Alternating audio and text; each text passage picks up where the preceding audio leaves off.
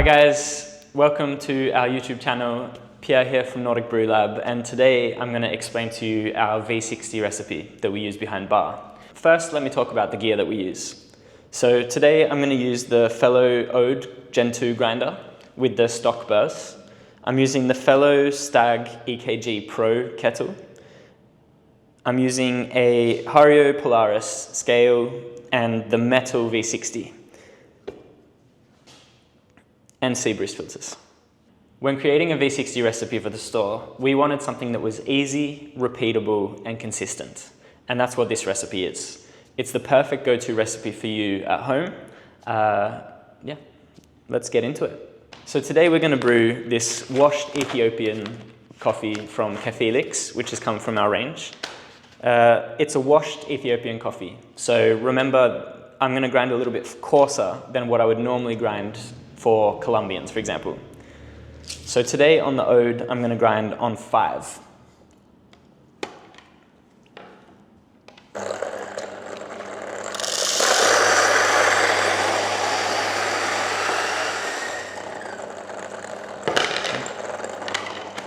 For this recipe, since it's a 4-pour recipe, you want to grind a medium coarse grind. Next, I'm going to start boiling my water.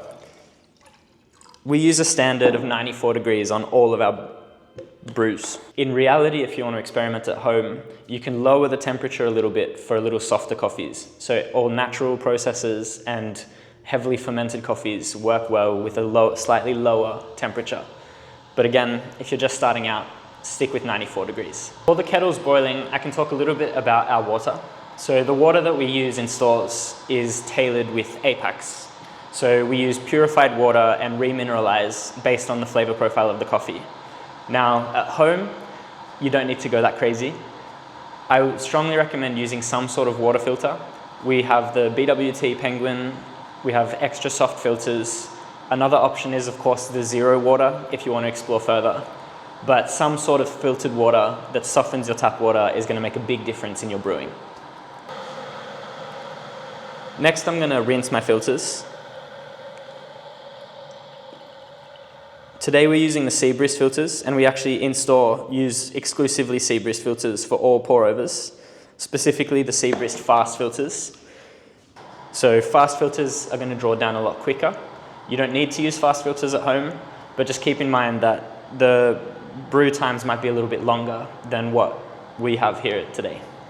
Since we're using the metal V60, we don't need to do such a big rinse.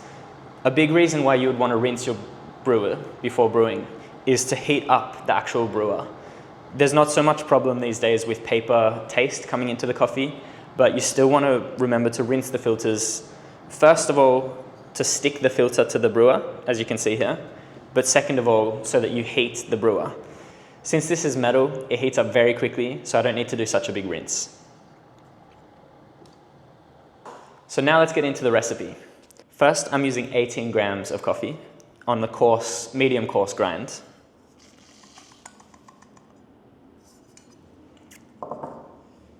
Then it's a simple 4-pour recipe. So for my bloom, I'm going to add 60 grams.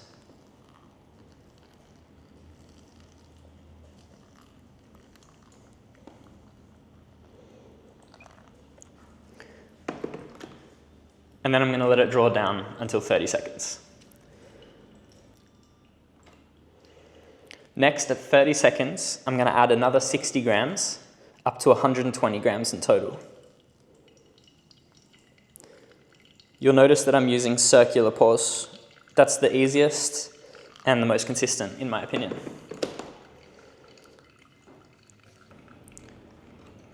My third pour is going to be at 1 minute, and I'm going to add another 60 grams, up to 180 grams in total. Now you'll notice that the coffee draws down completely between pours, and that's totally fine. If it draws down very quickly, you can grind a little finer. And my final pour is going to be at 1 minute 30, where I'm going to add 120 grams for a total of 300 grams, and that's our total brew volume.